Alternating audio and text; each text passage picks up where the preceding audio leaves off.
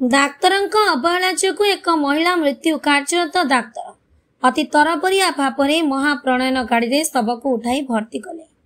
गजपति जिला मोहना मुख्य चिकित्सालय देखा मिली एभली घटना जहाँकि निज पुओं उपस्थित निजर मार जीवन डाक्तरଙ୍କ अवहेला जोगु छटपट हो चलीगला।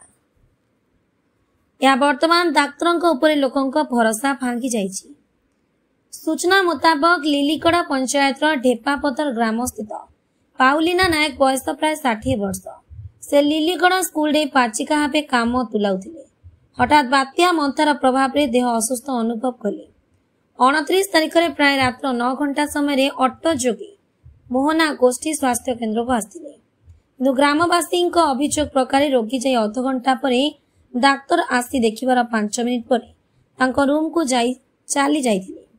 जीवार अध घंटा परे तांको देह बहुत सीरियस थिला, जहाँफल डाक्तर पुणी डाकिबार प्राय अध घंटा लेट रे आस्थिले। फल तांकर मृत्यु हैला। फल मेडिकल परिसर रे उत्तेजनामूलक परिस्थिति उपजी थिला, जहाँकि ढेपापदार ग्रामवासी जिद्दी करथिले। तो निजर भूल जानी मेडिकल कर्तृपक्ष तथा चिकित्सा करिथिबा डाक्तर सह इंचार्ज जयप्रकाश पंडा निजे शव उठाई महाप्रयाण शव बही जानरे भर्ती करी शवटी को ढेपापदर ग्राम को पठाई। तेणु प्रशासन को कही रखुचु जे सरकार को कोटी कोटी टंका खर्च करी उन्नत मानर चिकित्सा जोगाइबा पई बहुत प्रयास करुथिबा बेले किंतु मोहना सीएचसी रे यार नग्न चित्र देखिबाकू मिलुची। तेणु मंथार बात्या को नहीं सरकार सजग रहिबा पई निर्देश देला बेले एठारे डाक्तर निज निज रूम रही रोगी जीवन सहित खेलुछंती। तेणु ग्रामवासी कहवा मुताबक एहिपरि आगामी दिन में चिकित्सार अवहेला न हेउ एवं कार्यरत डाक्तर विरुद्ध रे दृढ़ कार्यानुष्ठान दाबी सह उत्तम सेवा जोगाइबा पई निवेदन करिसेंती। ग्रामवासी सह मृत मां पुओ यह विहित विचार पई प्रशासन को अनुरोध करिसेंती। आगे आपन परिचय? मो ना अखिल कुमार नायक, ग्राम ढेपापदर पंचायत लिलीगढ़, ब्लॉक मोहना, पीएस मोहना।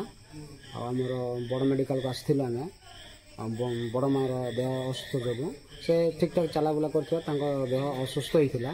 श्वासरोध टिके कमी जाइथिला माने बढ़ी जाइथिला। हेले जतबेलको आमे मेडिकल आसिलु सेतबेलको डॉक्टर लेखा लिखि कले, लेखि देखि पळेले आ किछि ट्रीटमेंट भी भलसे कले नै। नर्स को डाकिलु, नर्स मध्ये आसी पालेनी, बहुत विलंब रे आसिले जाय फल रे हमर बड़ मार देहांत हो जाइछि। आउ तेणु करे सेमान को मु एति सूचना दे सेमान किबरे अन्य पेशेंट को ट्रीट करबे ते से हम मु कहउछि।